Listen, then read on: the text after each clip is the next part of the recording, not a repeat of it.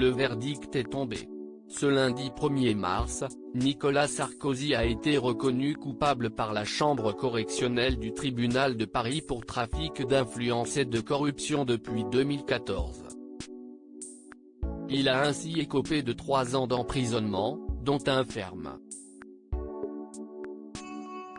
Le tribunal a estimé qu'un pacte de corruption avait bien été conclu entre l'ex-président, M. Thierry Herzog et l'ancien haut magistrat Gilbert Azibert, qui ont eux aussi été condamnés à la même sentence. Un jugement qui a indigné Carla Bruni puisque celle-ci a souhaité faire part de son avis sur son compte Instagram, seulement quelques heures après. Elle écrit: quel acharnement insensé mon amour @Nicolas Sarkozy. Le combat continue, la vérité fera jour #injustice en légende d'une photo sur laquelle l'ancien président de la République et elle apparaissent très complices. Depuis le début de ce procès, la chanteuse avait ouvertement apporté son soutien à son époux et l'avait également accompagné au tribunal correctionnel de Paris le 9 décembre dernier. Nul doute que cette nouvelle a dû l'anéantir. Il va devoir passer par la case prison.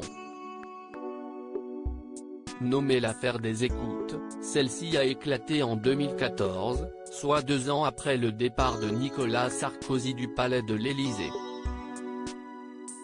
Une enquête concernant des soupçons de financement libyen de sa campagne présidentielle en 2007 avait été ouverte et celle-ci lui avait valu une quadruple mise en examen.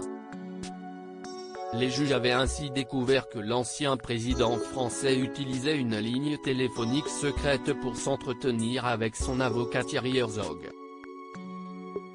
Ainsi, ce sont une dizaine de leurs conversations qui avaient été retranscrites et selon l'accusation, elles prouvaient qu'un pacte de corruption avait été conclu entre Nicolas Sarkozy, son avocat mais aussi l'ancien haut magistrat Gilbert Azibert.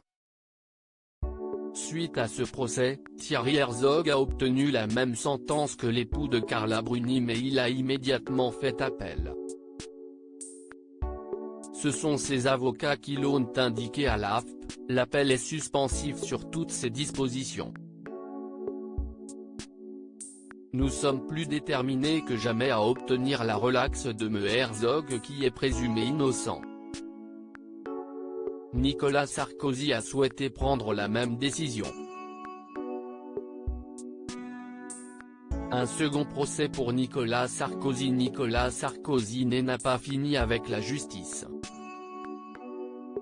En effet, alors que le verdict de son procès pour l'affaire des écoutes a été rendu ce lundi 1er mars, il devra se rendre de nouveau devant la cour le 17 mars prochain pour l'ouverture du procès de l'affaire Big Malion.